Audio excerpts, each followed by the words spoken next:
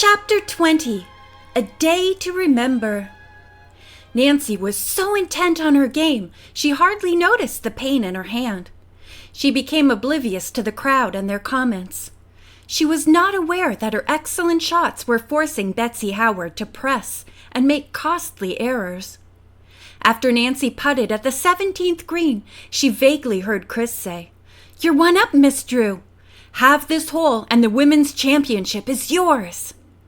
Nancy played the 18th in true championship style, every shot straight and true. Betsy, in a desperate attempt to win, had tried too hard. She had sent her ball into a sand trap, costing her an extra point. Nancy's ball already rested about 10 yards from the cup. After Betsy chipped her ball onto the green, she was 8 feet from the hole. Nancy putted her ball with care and confidence.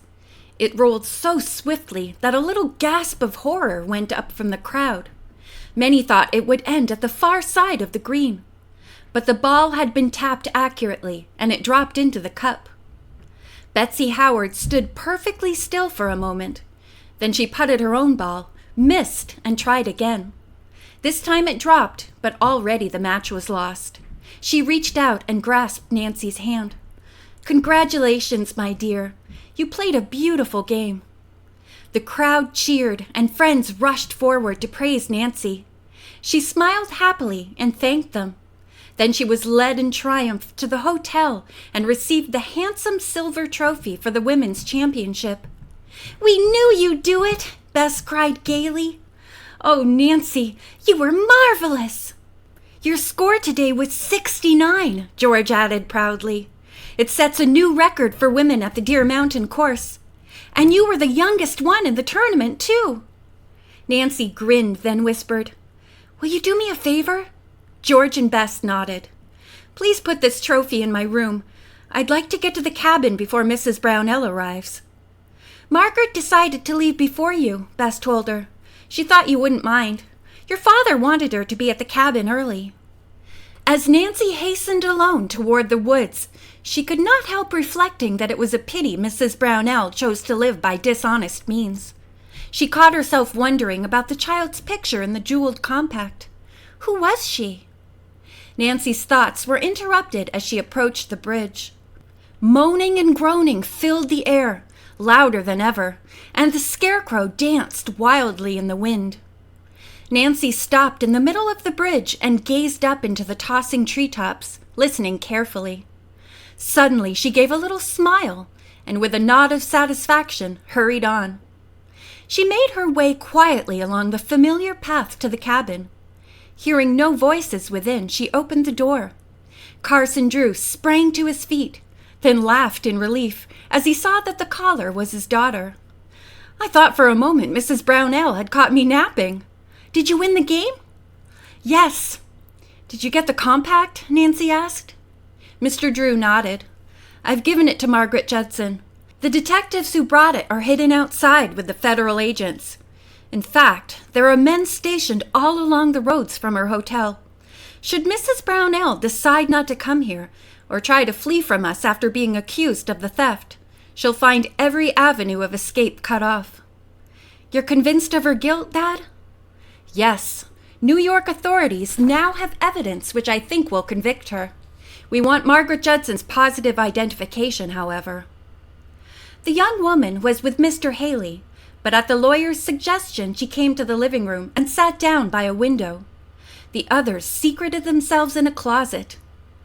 15 minutes elapsed, and both Nancy and her father were growing weary of their cramped quarters.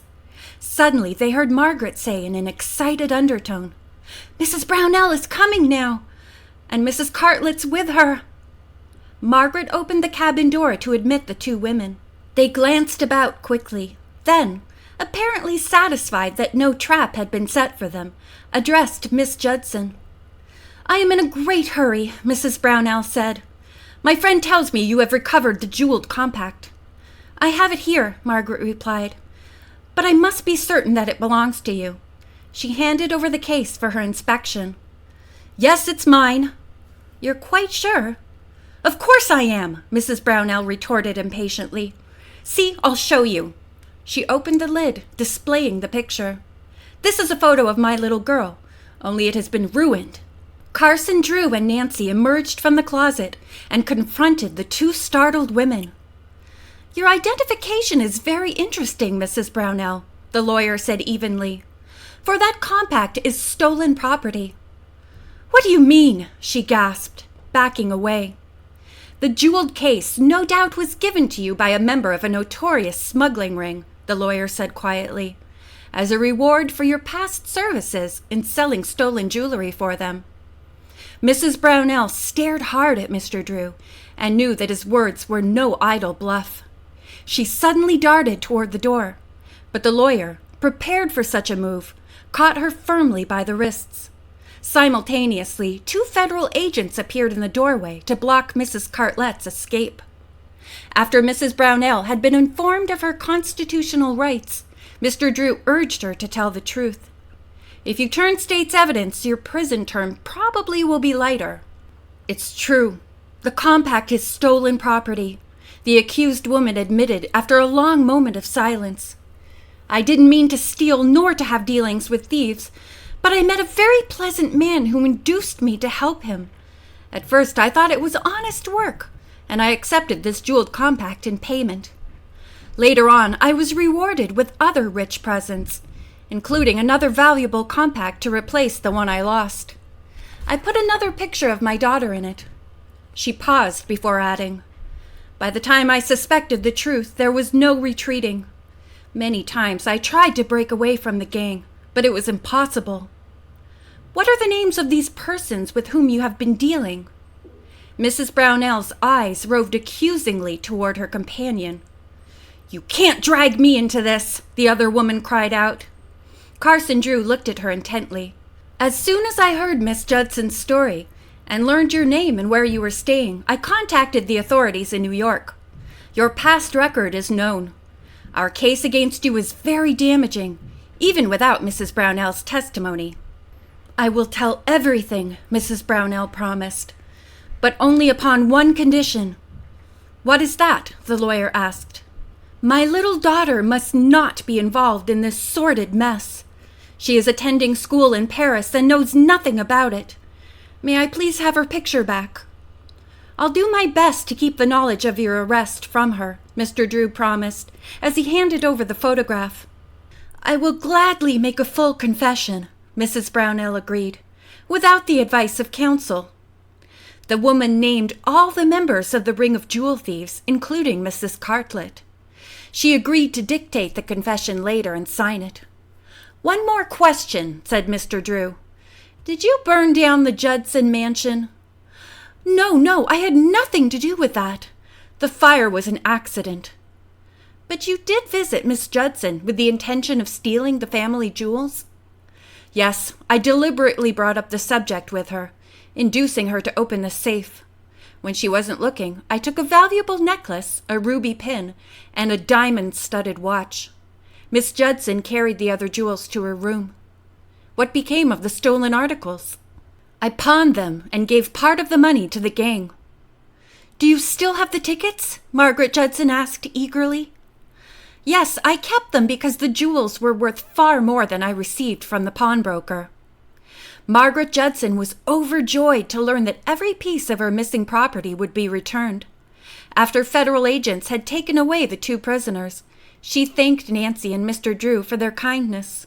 "In helping you, we helped ourselves," the lawyer replied. "Mrs. Brownell's confession is the beginning of the end for the Ring of Thieves." "I think we are all rather surprised that Martin Bartescu had nothing to do with the jewel smuggling," Nancy commented. Her father smiled. "Apparently he's just a boaster." Soon after the departure of the federal agents and the prisoners, Mark Wardell, Bess George, and the three boys appeared at the cabin. They had remained away because they did not want to hamper the work of the detectives. There was general rejoicing because Margaret Judson had been completely vindicated. "One angle of the mystery baffles me," Nancy declared, as they all sat grouped about Joe Haley's bed. "I keep wondering who set up the scarecrow that made the bridge seem haunted." Mr. Haley, who had enjoyed listening to the account of the day's happenings, began to chuckle. "I did it," he announced. "Inquisitive young campers kept coming here and causing trouble. They bothered my mountain lion and tramped on my flowers. I thought the scarecrow might help to keep people away. It kept dogs away, too. They used to attack the figure and bark so loudly that I'd always hear them and drive them off before they could come up here and damage my choice plants." "Is that why you ran away from me?" Nancy asked. "Because you didn't want visitors?" Mr. Haley nodded. "I didn't want anybody here, but now I'm glad to have friends like you." Bert spoke up. "When Dave and I repaired the bridge, we set a new scarecrow in place. He'll guard your property for a long time to come." "There's still one thing to be explained," Bess declared. "What caused the groaning noise we heard so often?" "I know the answer," Nancy smiled. "Wait until we walk over the haunted bridge on our way back to the hotel." She winked at Mr. Haley and whispered to him. He nodded.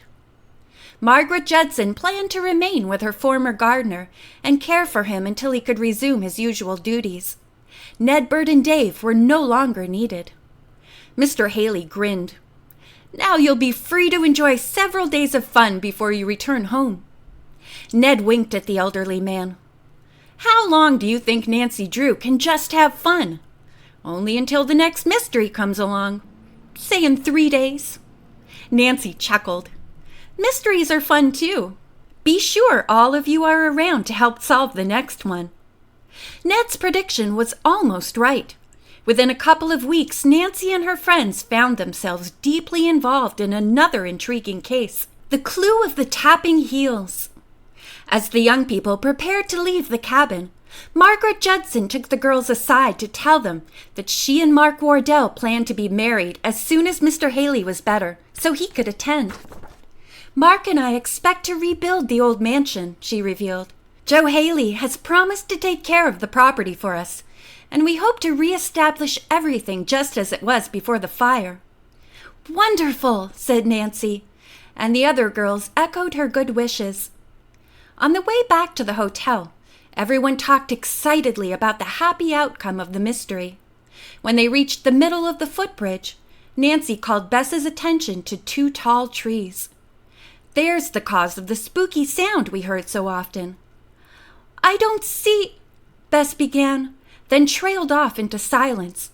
The wind was rocking the treetops, and as 2 thick boughs rubbed together, the strange moaning and groaning could be heard. "Nancy, you're the greatest," George declared.